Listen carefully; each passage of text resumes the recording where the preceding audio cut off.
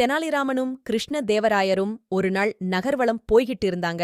அப்ப பொது கிணத்துக்கு பக்கத்துல ஒரே கூட்டமா இருந்துச்சு. உடனே அரசர் என்னன்னு விசாரிச்சாரு.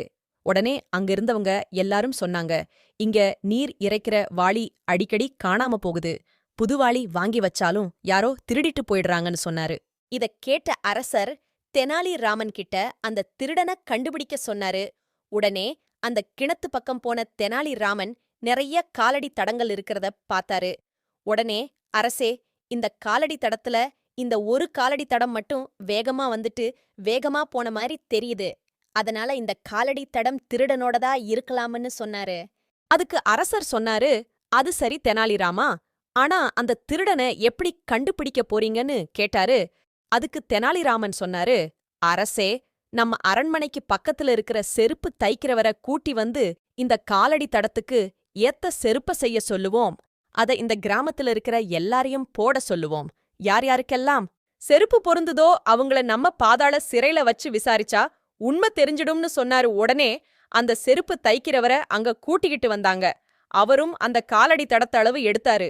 அவரு செருப்பு தைக்க ஆரம்பிக்கும்போது தெனாலிராமன் மெதுவா அவர் காதுகிட்ட என்னமோ சொன்னாரு. அதுக்கப்புறமா அவரு ஒரு செருப்ப செஞ்சு முடிச்சாரு.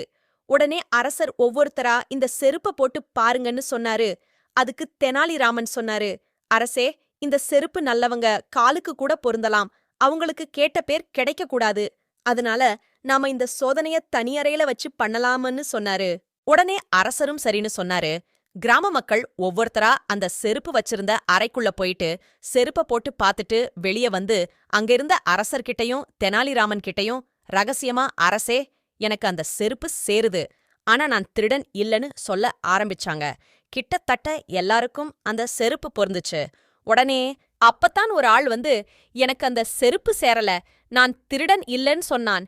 உடனே தெனாலி அவனை சிறைபிடிக்க சொன்னாரு. இத பார்த்த எல்லாருக்கும் ஆச்சரியமா போச்சு. செருப்பு சரியா பெருந்துன, எங்க எல்லாரையும் விட்டுட்டு சரியா பொருந்தலைன்னு சொன்ன திருடனை எப்படி கண்டுபிடிச்சீங்கன்னு தெனாலி ராமன் கிட்ட கேட்டாங்க. அப்பத்தான் தெனாலி ராமன் சொன்னாரு, அரசே, நான் உங்ககிட்ட காட்டுன காலடிக்கும் திருடனுக்கு எந்த சம்பந்தமும் இல்ல. நான் அந்த செருப்பு தைக்கிறவர் அளவு எடுக்கும்போது எல்லா மனிதனுக்கும் பொருந்துற மாதிரி பெரிய செருப்பா தைக்க சொல்லி ரகசியமா சொன்னேன். அதனாலதான் எல்லாருக்கும் அந்த செருப்பு பொருந்துச்சு. ஆனா சின்ன கால் உடைய அந்த திருடன் தனக்கு மட்டும் பொருந்தலைன்னு பொய் சொன்னான். அதனால அவன்தான் திருடன்னு கண்டுபிடிச்சேன்னு சொன்னாரு. இத கேட்ட அரசர் மட்டுமில்லாம அங்கிருந்த எல்லாரும் ரொம்ப ஆச்சரியப்பட்டு போனாங்க.